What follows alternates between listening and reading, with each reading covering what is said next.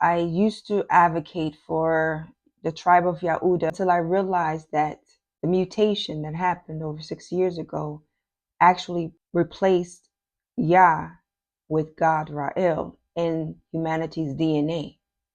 So I quickly realized that it was futile for me to try to reach every single one of my brothers and sisters who call on Yah's name, or at least a name with Yah in it. It's futile. God Ra'el has taken over their DNA. So therefore, they're stuck in a loop of the last place they were. And so they can't progress because of that mutation that happened over 6 years ago. But for those who are still 100% human, and those who call upon Yah's righteous, beautiful, wonderful, powerful name, there are words and there are tribal names that you should not call yourself. The names that they call themselves, you should not be calling yourself these names because of where they originated from. They didn't originate from our ancient ancestors. In the early 1900s, there was a man. He grew up in Eurasia. He had this mustache that make my skin cringe every time I think about it. But I've come to respect his memoir that he wrote. It shed light on the reason why we should not be calling ourselves the categories and the names that descendants of Esau, though descendants of Edom, those who vow to perpetual hate, those who denounce Yah from the beginning, call themselves. So this man, he grew up in Eurasia. He was proud to be Ashkenazi. He was proud to be from that tribe of people. Where descendant of Esau dwelt in Eurasia during that time in the 1900s, early 1900s, a group of Ashkenazis said, we're better than our brothers. We're better than them. We're going to put ourselves in a bubble. We're going to isolate ourselves. We're calling ourselves elite. And so a handful of these people, a handful of descendants of Edom, a handful of Ashkenazis decided to isolate themselves and call themselves elite. In doing so, according to this man with the funny mustache memoir, he said that they began to starve their own people, brothers against brothers, put them into this depressive financial state. That man that I'm talking about, when he was a little boy, this happened to him. He grew up seeing this. He grew up seeing his father struggle to provide for his family because they wasn't paying them right. They was paying them probably less than pennies a day. He's seen the struggle. He's seen what this group of people that decided to branch off and no longer call themselves Ashkenazi. The man who wrote the memoir, when he was a little boy, he's seen all the injustice. He's seen how they were destroying their own people within. They named themselves this 3-letter name. When you look at the letters and you look at etymology, that name has no ancestral roots.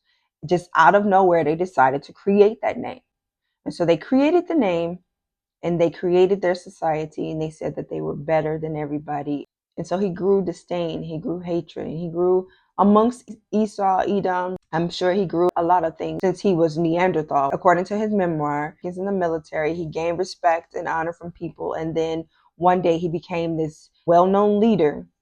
But what he did to his own people was a reaction for the way he was treated and seeing his family being treated by his own kinfolks who decided to say, hey, we better than y'all. It's still to this day in history books, and they painted him to be a villain because of what he did to these people who decided one day that they was better than him and his family and everyone else. The narcissism within, being Neanderthal, being mixed in with fallen angel DNA.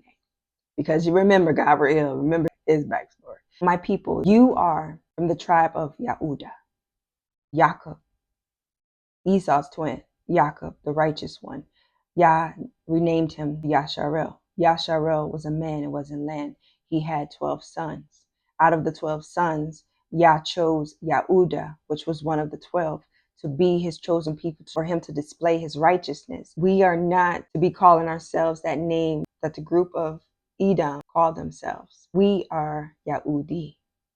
This land that we call Babylon the great whore that's going down, that has fallen down as we speak, hallelujah, taught us to read from left to right.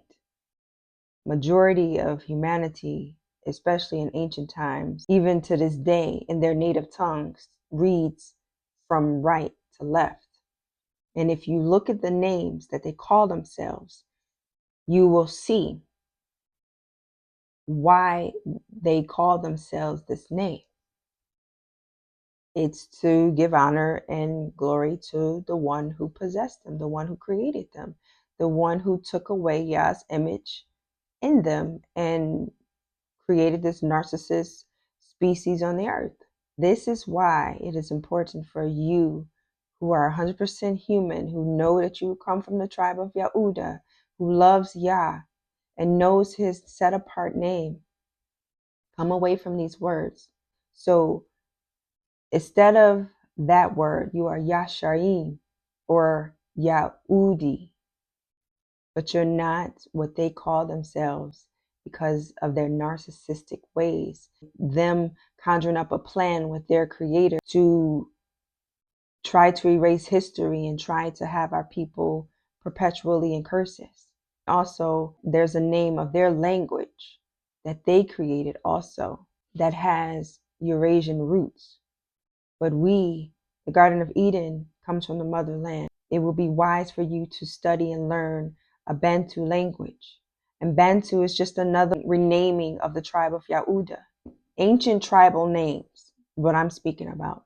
Current and present names, yes, evolved throughout time because of division. But we're all the same. Bantu people, tribe of Yahuda, tribe of Yasharel. I'm just a Yahudi girl who at one point I wanted all my people free, but then I realized because they made a choice to get the marker that all of them can't be free. But those who didn't, hallelujah, I hope this reaches you and I hope it helps you along the way.